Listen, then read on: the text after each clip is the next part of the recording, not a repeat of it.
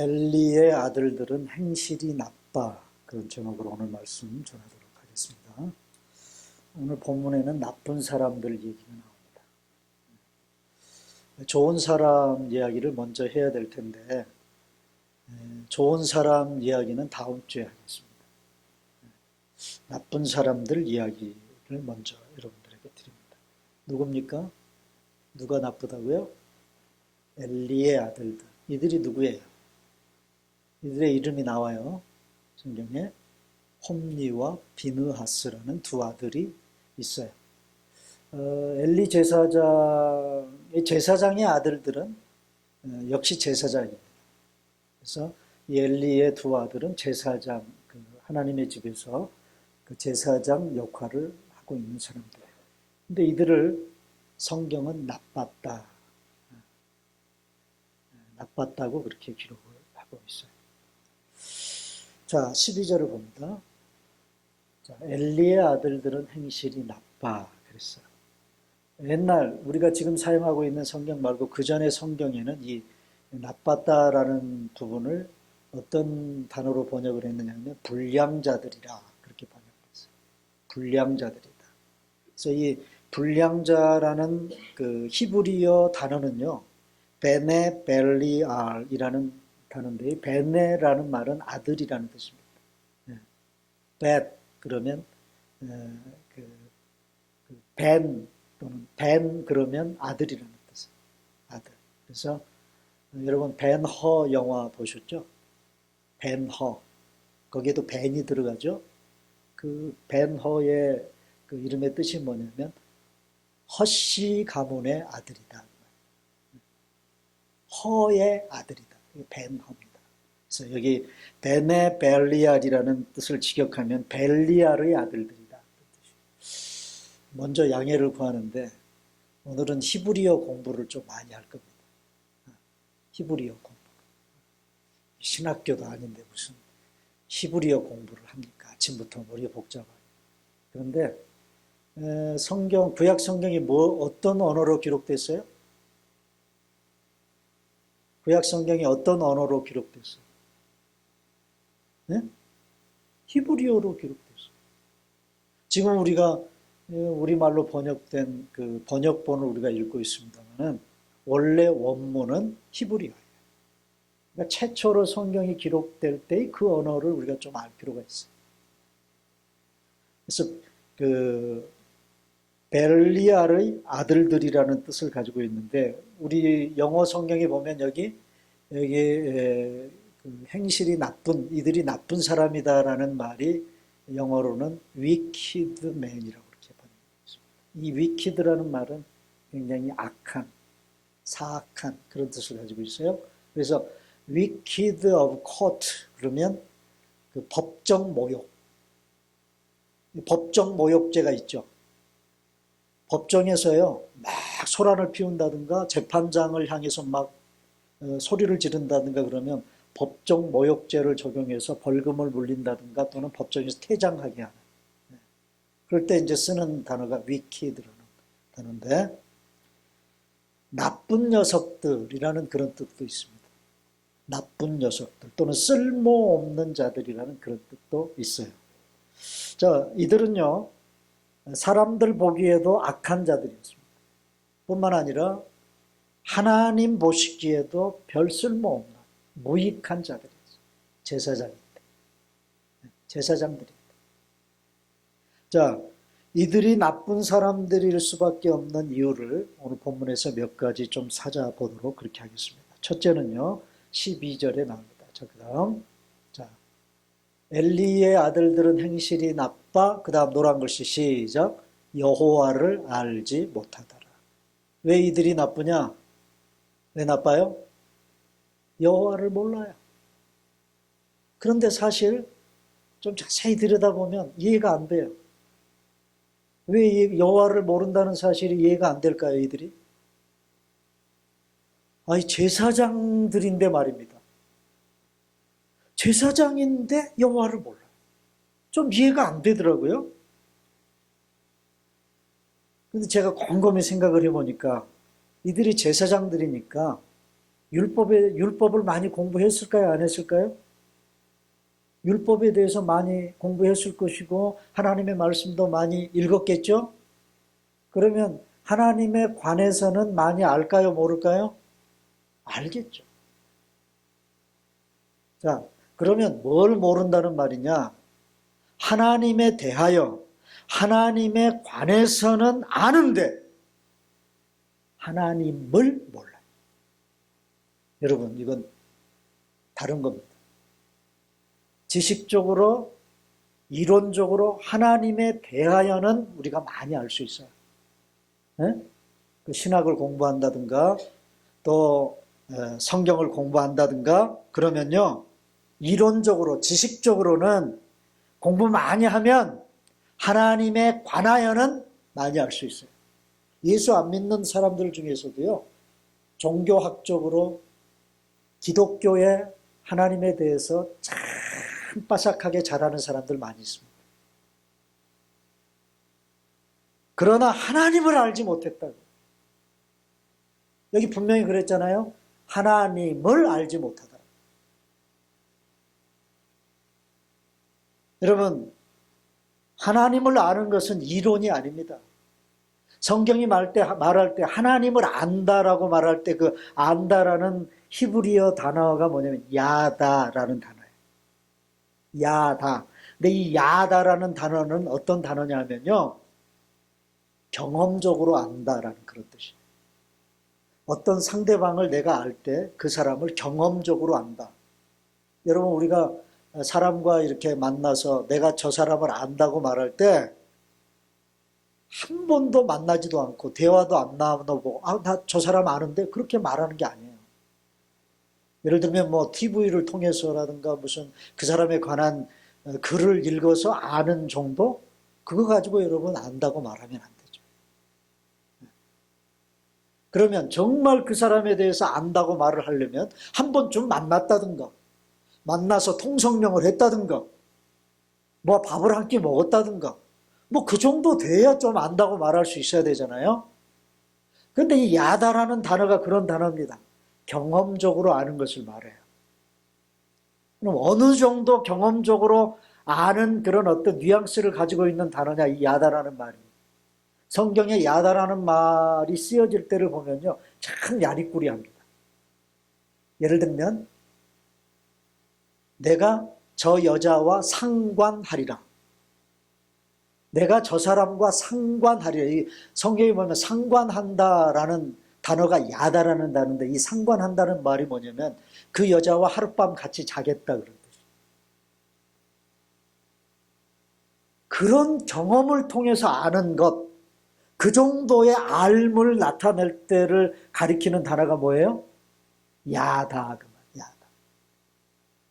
그래서 성경에서 하나님을 안다라는 그런 어떤 그 구절이 나올 때는요, 하나님을 아는 것은 그냥 지식적으로 아는 정도의 알을 얘기하는 게 아니라 그 하나님과의 인격적인 만남과 교제를 통해서 경험적으로, 인격적으로, 만남을 통해서 알아가는 알을 가리키는구나. 여러분들 그렇게 아시면 돼요. 자, 여러분들은 하나님을 어떻게 안다고 말할 수 있어요? 제가 이 제사장들인데 여호와를 알지 못했다는 이 부분을 깊이 들여다보면서 제가 제 자신을 살펴봤어요. 왜? 저도 여기 엘리 제사장들과 같은 엘리의 두 아들과 같은 그런 어떤 직분을 가지고 있는 그런 사람이잖아요. 그런 일을 하는 사람이잖아요. 그러면서 제가 깊이 생각을 해보았습니다. 무슨 생각을 했느냐? 이거 나는 엘리 제사장들처럼 나쁜 목사일까 아니면 사무엘처럼 좋은 목사일까?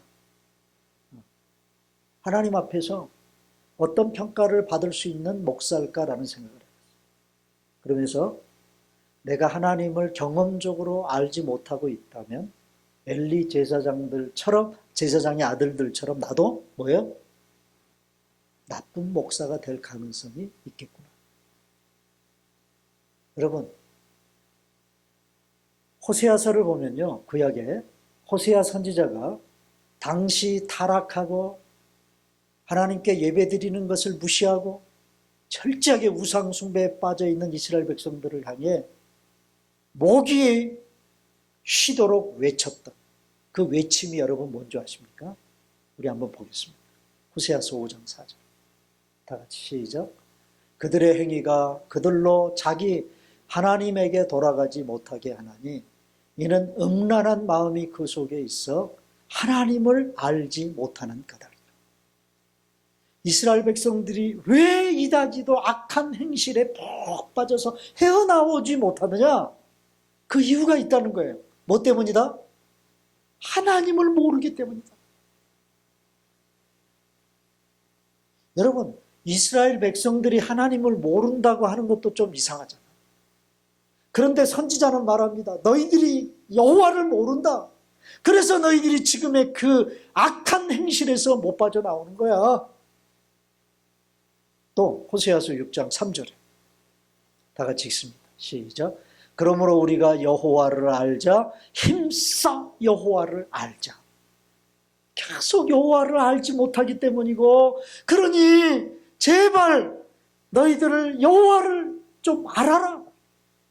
또 힘써 여호와를 알아. 6장 6절에도 다 같이 시작. 여호와는 인애를 원하고 제사를 원하지 아니하며 번제보다 하나님을 아는 것을 원한다. 하나님이 원하는 게 뭐라고요? 나를 아는 것을 원한다는 거야. 자, 이건 지금 호세아 선지자가 하는 말이에요. 선지자가 하는 말이에요. 선지자들이 이 말할 때 제일 열받는 사람들이 누굴까요? 선지자들이 이런 말할 때 제일 열받는 사람들. 네? 제사장들이겠죠. 그래, 안 그래요? 깡그리 제사를 무시하잖아요. 여호와가 원하는 게 제사를 원하는 게 아니야. 번제를 원하는 게 아니야. 여러분, 하나님께 제사를 집례하고 하나님께 번제를 드리는 이런 일들을 하는 사람들이 누구예요? 그걸 천직으로 여기고 평생토록 죽을 때까지 이 일을 하는 사람들이 제사장들인데, 선지자들이 말이죠. 그런 제사 제도를 깡그리 무시하는 거예요. 하나님은 제사를 원하는 게 아닙니다. 백날 첫날 제사를 드려봐라. 백날 첫날 번제를 드려봐라. 그거 하나님이 받으시는 줄 아느냐? 너희들이 하나님 사랑하고 이웃을 사랑하지 않고 드리는 제사, 하나님 원하시지 않는다는 거죠. 하나님을 제대로 알지도 못한 채 하나님께 번제를 드리는 것, 그거 원하지 않아요. 하나님 원하는 게 뭐라고요? 하나님 원하는 게 뭐예요? 하나님을 아는 것. 그런데 그 하나님을 아는 게 지식적인 알미 아니라 경험적인 하나님을 직접 대면하고 그 하나님과 교제하고. 그래서 제가 마음속에 이 부분을 묵상하면서 그런 다짐을 했어요. 내가 이 엘리 제사장의 아들들처럼 나쁜 목사 안 되려면 정말 여호와를 알자, 힘써 여호와를 알자. 이 캐치프레이즈를 1년 내내 마음속에 품고 하나님 알아가기 위해 그 하나님과의 깊은 영적인 교제를 나누며 하나님을 만나는 만남의 교제를 나누며 한 해를 살아가야 돼요. 그래서 여러분, 매일 성경 가지고 큐티하는 것 여러분 하셔야 돼요. 네? 매일매일 하나님 말씀 묵상하며 그 하나님 말씀 속에서 이 말씀을 하시는 하나님이 어떤 하나님인지 여러분 배워가셔야 돼요. 그런 말씀을 통한 하나님과의 대화, 교제를 통해서 알아가는 알미 야다라 그 말이에요. 야다. 사랑하는 여러분, 하나님 몰라서 하나님 제대로 알지 못해서 나쁜 사람 되지 마시고 하나님 잘 알아가심으로 하나님이 정말 기뻐하시고 좋아하는 사람들 되시기를 바랍니다. 두 번째, 왜 이들이 나쁘냐? 자, 13절 한번 볼까요? 다 같이 읽습니다. 시작. 그 제사장들이 백성에게 행하는 관습은 이러하니 그랬어요. 자, 여기 관습이라는 단어가 옛날 성경에는 습관 그렇게 되었어요. 뭐 관습이나 습관이나 똑같은 말이에요. 자, 여러분 우리에게도 습관들이 있어요, 없어요? 있습니까, 없습니까? 저는 코를 잘 후비는 습관이 있습니다. 그래서 운전하면서도 코를 후벼요. 우리 옆에서 우리 집사람이 되게 뭐라 그러죠? 코 후빌 때. 별로 좋은 게 아닌데, 어때요? 이게 한번 습관이 들어버리면 그게 일상처럼 돼버려요. 그런 습관들이 많이 있어요, 없어요? 우리들에게 있죠? 네.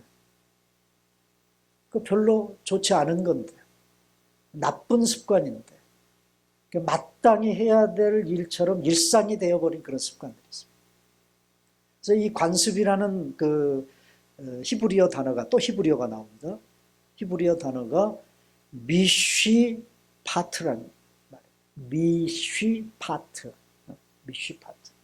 이 말은 마땅히 해야 할 일이라는 그 뜻이에요. 마땅히 우리가 꼭 해야 될 일, 마땅히 해야 될 일이 미쉬파트예요. 그게 관습이에요.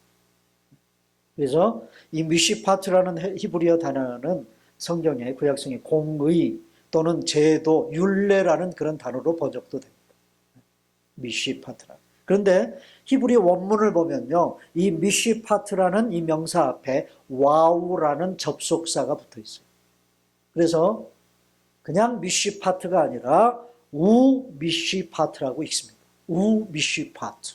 근데 이 와우라는 접속사가 명사 앞에 붙어서 우미쉬파트가 되면 이 접속사는요, 대립형 접속사입니다. 대립형. 우리말에도 대립형 접속사가 있어요. 접속사가 뭔지 아시죠? 네? 몰라요? 예를 들면 그러나, 그러므로, 그런데 이런 게 접속사입니다. 앞에 문장을 뒷것과 연결시키는 것을 접속사라고 해요. 그래서 우리말에 이제 그러나, 그러므로, 그런데 이런 게 접속사인데 영어에도 있잖아요. 네? 예를 들면 but이라는 그러나라는 이런 접속사들이 있죠. 그것처럼 히브리어에도 와우 접속사라는 게 있어요. 와우라는 게 있어요. 그런데 이 와우라는 접속사가 대립형 접속사입니다. 그러니까 어떤 접속사냐면 우리말로 말하면 그러나라는 접속사. 영어로는요, but. 그러니까 마땅히 해야 될 일이 미쉬파트니까 거기에 대립형 접속사인 와우를 붙여서 우미쉬파트가 되면요, 마땅히 해서는 안 될 일을 일상처럼 하고 있다는 것을 역설적으로 언급하기 위해서 미쉬파트라는 명사 앞에다가 와우 대립형 접속사를 붙였어요. 이게 이제 대개 글을 쓰는 사람들이 단어를 가지고 언어 유희를 하죠. 성경에 보면 그런 게 참 많이 있습니다. 근데 그런 어떤 의미의 단어라고 보시죠. 여러분, 미쉬파트가 아니라 우미쉬파트라는 말을 사용을 해서 해서는 안 될 일을 마땅히 해야 할 일처럼 했다는 그런 역설적인 표현입니다. 이것이 이들의 일상적인 행실이었다는 고발이에요. 누가? 엘리 제사장들의 아들이. 그래서 나빴다. 그래서 이들이 가지고 있는 관습이 나쁘다. 또 하나는요. 자, 여기 잘 보시면 백성에게라는 단어가 나와요. 그래서 여러분 이 구절을 잘 읽어보면 그러므로 제사장들이 백성에게 행하는 관습, 그 나쁜 그 관습을 백성에게 행했다 그렇게 나오죠. 그렇게 나오죠. 근데 여러분 영어 성경을 잘 봐요. 거기 백성에게라는 말을 NIV에는 어떻게 번역을 했습니까? With the people 그렇게 번역했어요. with라는 전치사를 썼어요. 그렇게 되면은 어떻게 번역이 돼야 되는 거예요? 그 제사장들이 백성들과 함께 행하는 관습입니다. 여러분, 얼마나 차이가 나요. 백성에게 행하는 관습이라고 그렇게 번역이 돼버리면 전적인 문제가 제사장들에게만 있는 것처럼 읽혀지죠. 그런데 백성과 함께 행하는 관습이라고 그렇게 우리가 읽으면 이런 못된 그런 관행들이 일반 백성들과 더불어 행해졌다고 말했다고. 자, 하나 넘겨보세요. 이 백성에게라는 히브리어 단어가 에트하암이라는 뜻이에요. 말이에요. 에트하암. 이게 백성에게라는 말이에요. 이걸 영어로 풀면요. 에트는 전치사예요. 에트는. 무슨 전치사일까? with라고 하는 전치사예요. 뭐뭐와 함께라는 with라고 하는 전치사예요. 하는 정관사예요. 하. 히브리어로 하 그러면 정관사. 더. 그래서 앞에 정관사가 붙을 때는 내가 이렇게 지적하는 어떤 그 사람 할 때 정관사죠. 더. 그 다음에 암은 people, 백성을 뜻합니다. 그래서 NIV 성경은요, 이 히브리어 at 하암 그대로 번역을 했어요. 그대로. with the people. 그렇게 번역했어요. 여러분, 제가 왜 지금 이 머리 복잡하게 신학교에서나 배우는 히브리어를 들먹이면서 왜 이야기를 하느냐 하면 엘리 제사장의 아들들이 제사장으로서 마땅히 해야 할 일이 아닌 일을 행하고 있는 이런 관행, 관습, 그런 관습으로 지금 굳어져 버렸다 이거야. 미쉬 파트가 아닌 우미쉬 파트가 되어버렸다 그 말이죠. 그리고 이런 나쁜 짓거리들이 제사장들 혼자만 저지르는 것이 아니라 제사를 드리는 백성들과 함께 저질러지고 있었다는 것을 고발합니다. 어떤 의미에서는 이런 부분들을 언급하면서 이 사무엘상을 기록하는 기록자는 당시 사사시대의 모습을 독자들에게 고발합니다. 여러분, 당시 사사시대가 그랬어요. 철저하게 하나님을 무시하고 살았습니다. 백성들. 하나님께 드리는 제사를 멸시했습니다. 제사장과 백성들이 제사를 집례하는 제사장과 제사를 드리는 백성들이 짝짝꿍이 돼가지고요. 한 통속이 돼가지고 그게 완전히 그냥 관행이 돼버렸어요. 이런 나쁜 짓거리들이. 관습이 돼버렸어요. 관습. 어찌 보면 백성들의 입장에서는 제사장들이 하는 일이니까 당시 제사장들의 위력이 얼마나 세요. 그래 안 그래요? 그죠? 그런 어떤 힘을 발휘하는 그런 위치에 있는 사람들이 억압을 하면요. 밑에 있는 민초들은 꼼짝을 못 하잖아요. 아마 백성들이 제사장들이 그렇게 하니까 저항을 못하고 그저 묵인해버렸을지도 모르죠. 그런 일들이 저항 없이 이렇게 반복되다 보니까 관습으로 굳어지게 되었다. 한마디로 말하면 나쁜 짓을 향한 저항이 없었다. 여러분, 나쁜 짓거리를 하는 그 개인이나 어떤 단체들, 그것이 내가 될 수도 있고요. 네? 그것에 대한 저항이 없으면요. 마땅히 해서는 안 될 일인데 그것이 습관이 돼버려요. 철저하게 저항할 줄 알아야 돼요. 네. 여러분, 제가 예전에는 이불 정리를 잘 안 하는 습관이 있었습니다. 자고 일어나면 꼭 그 뱀이 뱀 허물 벗겨놓은 것처럼 이불을 그렇게 해놓고 집에서 항상 나왔어요. 근데 어느 날 제가 그 부분에 대해서 저항하기 시작했어요.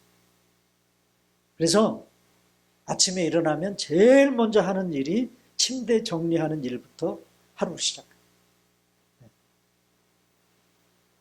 누가 뭐래도 그 일부터 해요. 저항하니까 그게 습관으로 굳어지지 않더라고요. 여러분, 이게 참 무서운 일인데요. 개인적으로도 나쁜 습관들이 형성되는 과정을 보면 이와 같습니다. 저항이 없습니다. 이런 관습을 묵인해버리는 내 자신을 향한 저항도 없고, 이런 나쁜 행실들을 관습과 하나의 관행으로 합리화시켜서 자행하는 어떤 사람들이나 어떤 기관이나 단체를 향한 저항도 없기 때문에 못된 관행들이 버젓이 행세를 하는 거예요. 우리가 살고 있는 사회 속에. 여러분, 얼마 전에도 한국에 그런 일이 벌어졌잖아요. 어느 예천인가 합천인가 어떤 그 도시에, 아주 소도시에 시의원들이 어디 해외 출장 갔다가 거기서 추태 불렸던 얘기 여러분 소식 들으셨죠? 어떤 추태, 어떤 시의원 거기 가서 외국에서 나가서까지 가이드한테 여자 불러달라. 자기 잠자는 숙소에 여자 불러달라. 여러분, 그런 관행들이 우리나라에 있어 왔어요? 안 있어 왔어요? 있어 왔어요. 이거 참 끌어버리기 힘든 것 같아요. 네, 정말. 저와 여러분들이 정말 이런 관행들 앞에 저항할 줄 알아야 된다는 말이에요. 그 사람의 삶과 인격 속에 축적된 습관을 보면 그 사람이 나쁜 사람인지 좋은 사람인지를 판별할 수 있어요. 여러분들에게 정말 마땅히 해야 될 그런 일을 행하는 관습들이 축적되기를 바랍니다. 그래야 여러분들이 좋은 사람이라는 평가를 받습니다. 그 다음 마지막으로 세 번째 보면 이들이 나쁜 이유가 뭐냐. 자, 이들이 제사장으로서 하나님의 집에서 자행하고 있는 짓거리들이 무엇에 근거하고 있는가 하는 것을 우리가 좀 살펴볼 필요가 있어요. 자, 먼저 13절을 보면요. 다시 보면 그 제사장들이 백성에게 행하는 관습은 이러하니 곧 어떤 사람이 제사를 드리고, 자, 이 제사장들의 나쁜 짓거리가 언제 일어났느냐? 제사가 끝난 다음에 일어났어요. 어떤 사람이 제사를 다 드리고 나서, 자, 여기서 말하는 제사는 그러면 어떤 제사라고 우리가 알 수 있느냐 하면 화목제사입니다. 화목제사. 이게 성경에 제사의 종류들이 참 많아요. 속죄제, 화목제, 속건제 이런 제사들의 종류가 많은데 화목제 모든 제사에는요 기본적으로 들어가는 그 제사 행위 중에 하나가 번제예요. 번제. 번제가 뭘까요? 네? 번제가 말 그대로 영어로 하면 burnt offering. burnt 뭐예요? 태우는 거. 하나님께 드리는 제물을 번제단 위에서 태우는 제사. 그게 번제입니다. 그래서 모든 제사에는 기본적으로 번제가 들어가게 돼 있어요. 네.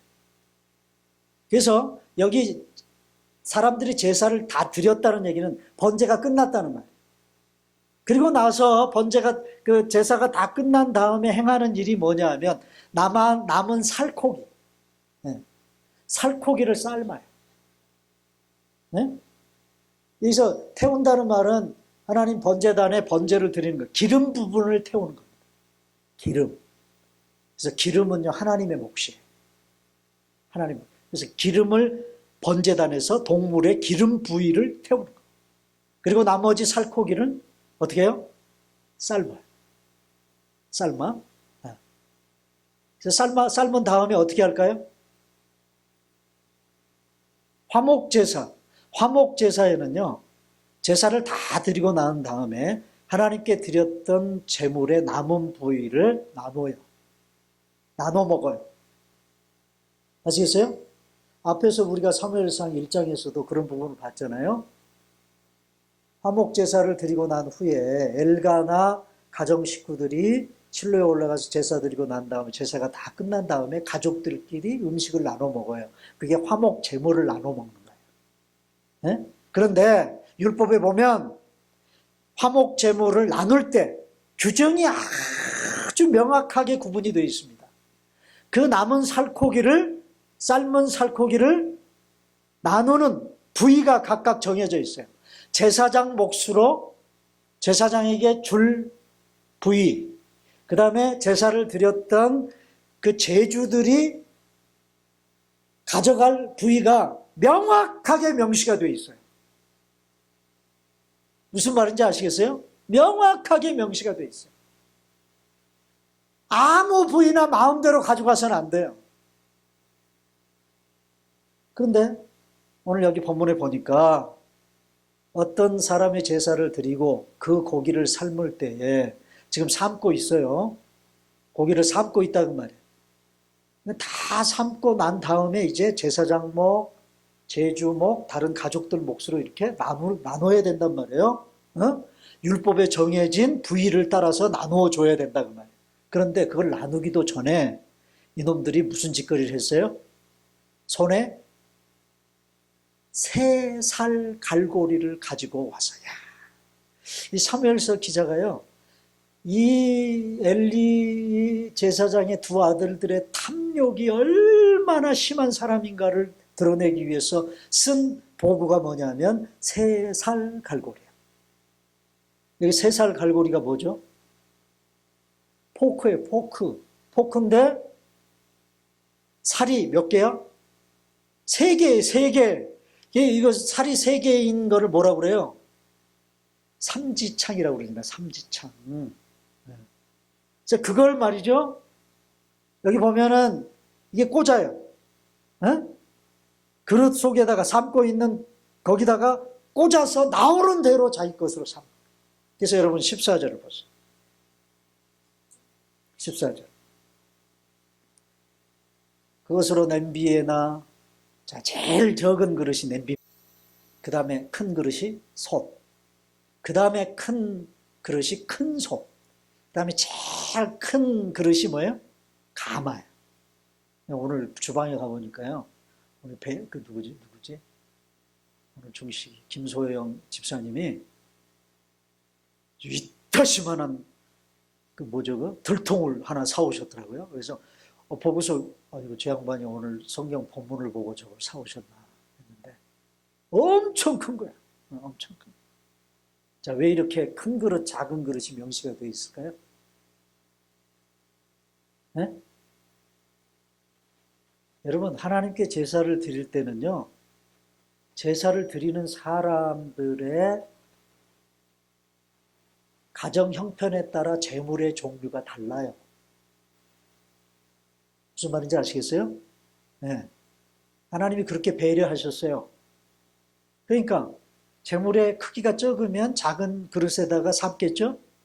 큰 거는 큰 그릇에서 삶겠죠?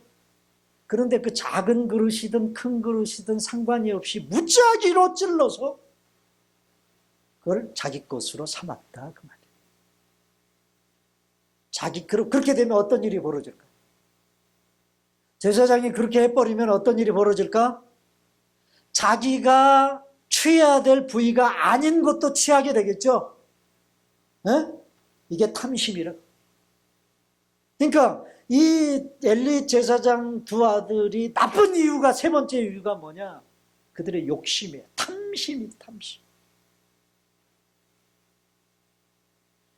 이러한 탐심이 제사를 드리고 난 후에 벌어졌어요.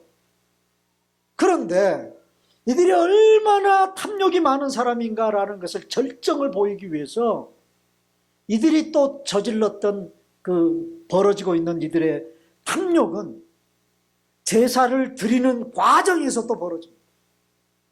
그게 이제 15절, 16절. 자, 15절. 다 같이 읽습니다. 시작. 기름을 태우기도 전에, 자, 여기. 이 말이 굉장히 중요해요. 자, 기름을 태우는 제사가 무슨 제사예요? burnt offering. 번제라고 말해요. 번제. 그래서 모든 제사를 드리는 절차를 보면 번제가 제일 먼저 드려집니다. 왜 번제가 제일 먼저 드려질까요? 네? 여러분, 왜 번제가 제일 먼저 드려져야 된다고 자, 그 다음 16절 한 번 더 가봐요. 자, 그 사람이 이르기를, 여기서 말하는 그 사람은요, 제사장들이 아닙니다. 여기서 말하는 그 사람들은 자기 제사를 드리는 사람들. 그 사람들이 제사장에게 항의하는 거예요. 네? 제사장에게 저항하는 거예요. 저는 이 부분도 굉장히 의도적으로 지금 이 기록자가 이 사람의 이 말을 언급했다고 생각해요. 그 사람이 이르기를 반드시 먼저 기름을 태운 후에 그랬어요. 자, 왜 반드시 먼저 기름을 태워야 되냐고요? 다시 15절로 넘어가요. 왜 반드시 기름을 먼저 태워야 될까? 하나님께서 기름은 내 것이라고 그랬어요. 기름은 누구 몫이에요?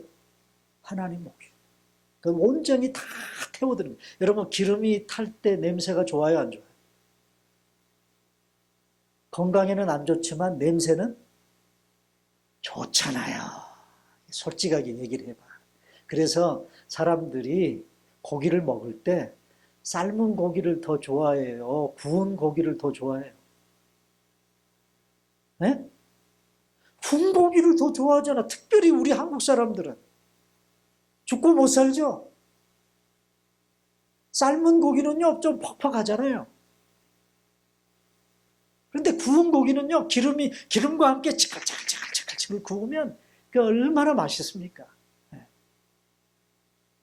그래서 지금 이 엘리 제사장들은요, 먼저 하나님께 드려야 될 기름 부위가 섞여 있는 부분까지 달라요. 그게 여기 오늘 보세요. 삶은 고기를 원하지 않는다. 제사장이 구워드릴 고기를 달라.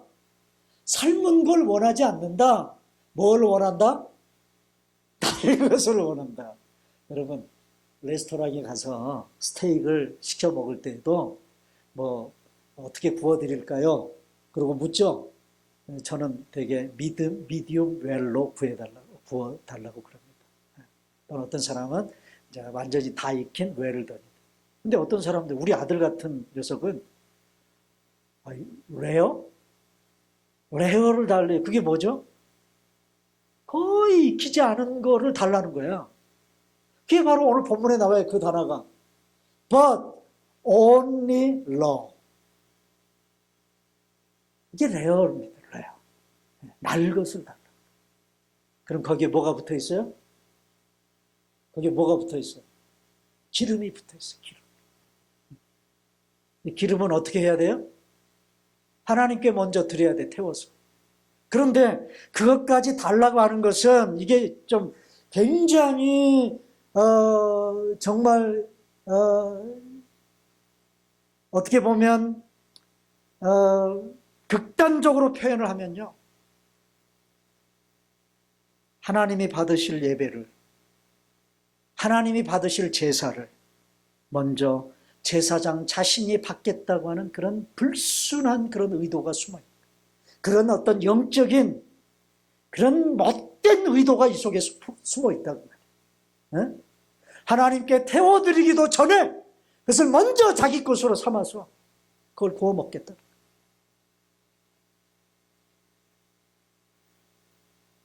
그래서 16절에 보세요. 다시 봅니다. 저항합니다. 누가? 제사장을 한 이런 제사장을 향해 제사를 드리는 사람이 저항합니다. 야, 이 사람 대단한 사람이에요. 네, 대단한 사람. 뭐라고요? 반드시 먼저 기름을 태운 후에 네 마음에 원하는 대로 가지라.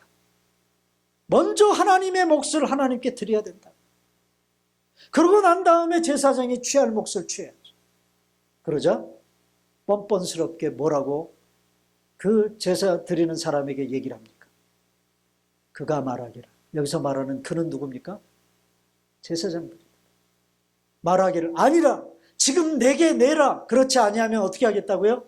내가 억지로 강탈하겠다. 여러분, 이 얼마나 뻔뻔한 교만입니까? 이 얼마나 폭압적인 월권입니까?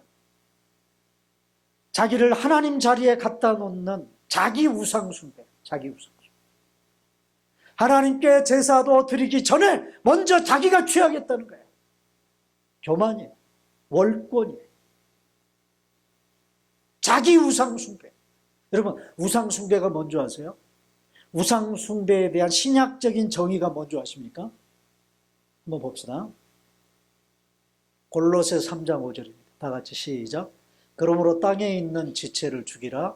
곧 음란과 부정과 사욕과 악한 정욕과 탐심이니, 탐심은 우상 숭배입니다. 뭐가 우상 숭배예요? 탐심. 그러니까 우상 숭배가 내 안에 있어요. 오늘 저와 여러분들 안에 있는 게 우상 숭배라고. 탐심이에요. 탐심이 우상 숭배라고. 여러분, 탐심이 뭐죠? 뭐가 탐심이죠? 자기밖에 모르는 게 탐심. 그래서 여러분, 나쁜 사람이라는 원래 의미가 뭔지 아십니까? 나쁜 사람이 뭐가 줄어서 나쁜 사람이 됐냐면은 나뿐인 사람이 줄어서 나쁜 사람이 됐어요. 나뿐인 사람. 그게 나쁜 사람. 하나님에 대한 배려도 없고, 네? 다른 사람에 대한 배려도 없고. 여러분, 여기 오늘 엘리 제사장들이 딱 그 모양이잖아. 마땅히 하나님께 태워드려야 될 부위까지도 자기 것으로 취하려고 하는. 그리고 그것을 그 제사장의 행위에 대해서 저항하는, 바로 그 제사 드리는 사람들의 말을 깡그리 무시하는, 자기 마음속에 일어나는 탐심에만 몰입해 있는 이 엘리 제사장의 두 아들, 나쁜 사람. 자기밖에 없어요. 자, 이들의 이런 행실들은 결국 어떤 결과를 가져왔습니까? 17절입니다. 다 같이 시작. 이 소년들의 죄가 여호와 앞에 심히 크면 그들이 여호와의 제사를 뭐 했어요? 멸시함이었더라. 여기 하나님의 제사를 멸시했다는 말은요, 하나님을 경멸하고 모욕했다는 말이죠. 하나님 무시했다는 말. 왜 이들이 나쁘냐? 철저하게 하나님 무시했어. 하나님 모르니까 하나님을 무시할 수밖에 없어요. 하나님을 인격적으로 모르면 멸시하게 되어 있어요. 성경에서 말하는 나쁜 사람은 어떤 사람입니까? 하나님을 무시하고 사는 사람입니다. 하나님이 싫어하는 삶을 일상처럼 아무렇지도 않게 마땅할 일처럼 여기고 살아가는 사람 역시 철저하게 하나님을 무시하는 사람. 하나님이 이렇게 하라 저렇게 하라고 요구하시는 하나님의 말씀을 거들떠도 보지 않고 거기에 예민하게 반응하지 않으니까 하나님 철저하게 무시하는 사람이죠. 성령을 따라 사는 사람이 아니라 육신을 따라 사는 사람. 나 자신만을 위한 욕심, 즉 탐심에 사로잡혀 살면 하나님도 없고 다른 사람도 없이 나밖에 모르고 살아가는 나쁜 사람이 되는 거죠. 여러분, 그러면 어떤 사람이 성경이 말하는 좋은 사람일까요? 어떤 사람? 하나님 알고 그 하나님을 싫어하는 행실과 관습에 대하여 그것이 자신의 관습을든지 자신을 향하든지 그런 일을 저지를 수 있는 어떤 위력에 대하여 저항할 줄 아는 사람이 좋은 사람. 오늘 본문에서 날고기를 달라고 요구하는 이 제사장들의 요구에 대해 안 된다고 단호하게 항의할 줄 아는 어떤 제사 드리는 사람과 같은 그런 사람들이 되셔야 합니다. 그리고 탐심의 우상 숭배 자리에 내려와서 겸손하게 하나님 앞에 무릎 꿇고 그 하나님만을 섬기고 예배드리는 사람, 그 사람이 좋은 사람입니다. 오늘 본문에 등장하는 누구 같은 사람? 누구 같은 사람? 사무엘 같은 사람. 어리지만 사무엘 같은 사람. 자, 11절. 다 같이 시작. 엘가나는 라마의 자기 집으로 돌아가고 그 아이는 제사장 엘리 앞에서 여호와를 섬기니라. 여호와를 섬기니라. 자, 오늘 본문이 다 끝난 17절, 그 다음 18절에도 똑같은 말이에요. 18절. 다 같이 시작. 사무엘은 어렸을 때 세마포 옷을 입고 여호와 앞에서 섬겼더라. 여러분, 섬기는 게 뭡니까? 우리는요, 섬김의 삶을 살아야 돼요. 예수님처럼. 나는 섬김을 받으러 온 사람이 아니고 도리어 섬기러 왔다 그랬어요. 그 예수님의 섬김의 모습을 보면요, 두 방향으로 향합니다. 첫째 방향은 하나님을 섬기는, 그죠? 하나님을 섬기는, 철저하게 하나님 말씀에 순종하며 그 하나님을 섬기는 거예요. 또 한 방향은요, 이웃을 향하는 거예요. 제자들의 발을 친히 씻겨주시는 그 섬김의 모습. 이게 섬김이에요. 사무엘도 마찬가지예요. 사무엘도 위로는 하나님을 섬겨요. 하나님께 제사드리고 예배드리며 하나님을 섬겨 어렸을 때부터. 또 한 방향이 뭐예요? 여기 보면 그 11절에 보면, 앞에 넘겨 11절에 보면 누구 앞에서 여호와를 섬겼다? 누구 앞에서? 엘리 제사장 앞에서. 엘리 제사장을 또 섬기는 거예요. 늘 우리의 섬김은 양방향으로 가요. 이게 좋은 사람. 자, 그래서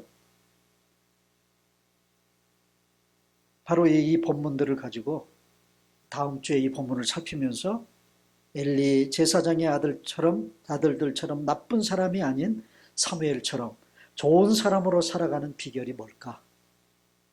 다음 주에 살펴보도록 그렇게